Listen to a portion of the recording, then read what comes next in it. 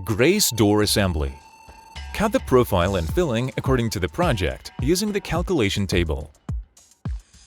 Drill the vertical profile. Install the end element into the edges. An element with an additional rib is placed at the bottom.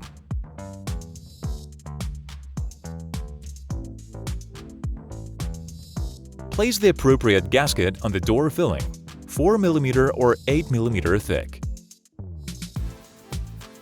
Place the profiles on the filling.